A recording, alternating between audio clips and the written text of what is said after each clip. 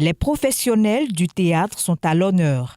Chaque 27 mars, en souvenir de tout ce que les hommes et les femmes du domaine apportent au progrès social, le théâtre est célébré. Moment de retrouvailles, de partage, d'échanges, de spectacles et autres, mais aussi l'occasion pour faire un bilan de ce qu'est la pratique théâtrale au Bénin. Les problèmes du Bénin sont aussi les problèmes du théâtre. Et pour être spécifique,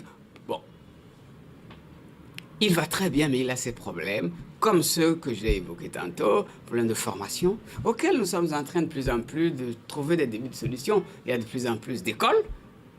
Il y a une vingtaine d'années, il n'y en avait presque pas. Il y a la question des espaces, la question du financement. Cette année, 2 icônes du théâtre béninois ont été honorées. La maison d'édition Weziza a choisi de mettre une fois encore la lumière sur 2 baobabs à travers le lancement de leur livre biographique aux éditions Weziza. Lointe des Muses, Eliane Chagas, la belle-mère du théâtre, et Kofi Gaou, le sacerdoce au service de la culture.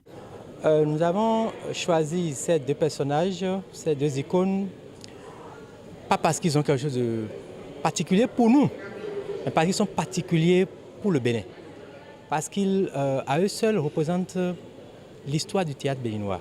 Quand on prend le doyen Kofi Gaou, qui fait environ 45 ans de scène, avec son parcours, et quand on prend Eliane Chagas, qui a joué déjà pour la première fois à 4 ans, et qu'elle a 62 ans, 58 ans de scène, ces gens-là, quand même, nous, aux éditions Weziza, nous avons pensé qu'il faut les honorer de leur vivant. Et quand vous vivez et qu'on ne vous aime pas, vous pouvez faire de très belles choses. Parce que quand on vous aime, vous croyez être dans un bon milieu là. Mais très rapidement, on vous déçoit et vous perdez le sens. La manière dont on nous accueille, l'ouverture que ça nous donne, c'est ça qui nous garde encore sur scène jusqu'aujourd'hui.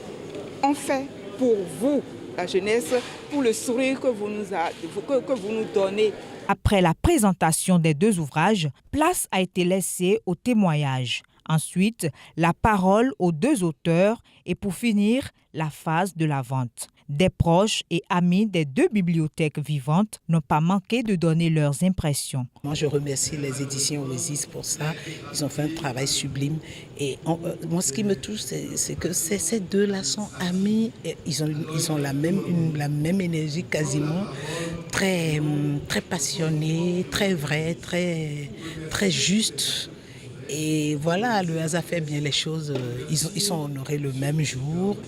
Nos enfants, nos petits-enfants connaîtront qui était Eliane Chagas, belle-mère, qui était Kofi Gaou. Et voilà, ça, quelque part, c'est notre patrimoine culturel qui est enrichi, c'est le théâtre béninois qui est enrichi et c'est que du bonheur.